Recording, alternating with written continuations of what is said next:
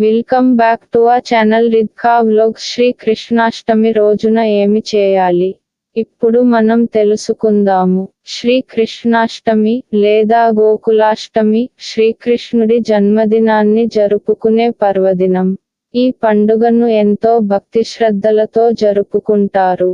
కృష్ణాష్టమి రోజున పాటించాల్సిన కొన్ని ముఖ్యమైన కార్యాచరణలు ఇవి. ఉపవాసం. చాలా మంది కృష్ణాష్టమి రోజున ఉపవాసం ఉంటారు.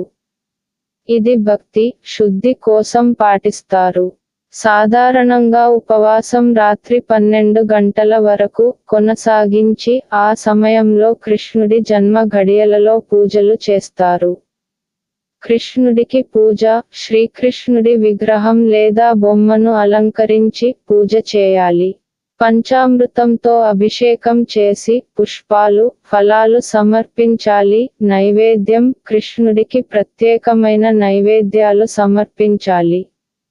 ముఖ్యంగా పెరుగు, వెన్న, చక్కెర, ఫలాలతో చేసిన నైవేద్యం కృష్ణుడికి చాలా ఇష్టం. కృష్ణుని పాదాల ముద్రలు. ఇంట్లో చిన్న పిల్లల పాదాలను లేదా చిన్న పాదాల ముద్రలను కృష్ణుడి పాదాలుగా ఇంట్లో పెట్టడం. ఈ విధంగా గోపాలుడి అడుగులు మన ఇంట్లో పడినట్లు భావిస్తారు.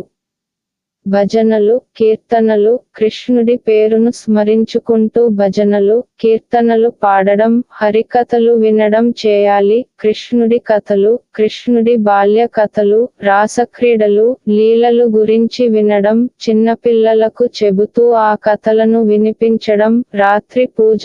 రాత్రి 12 గంటలకు కృష్ణుడి జన్మ ఘడియలలో ప్రత్యేక పూజలు, ఆరాధనలు చేయాలి. మహాప్రసాదం. రాత్రి పూజల అనంతరం నైవేద్యాలను ప్రసాదంగా స్వీకరించి ఉపవాసం ముగించాలి.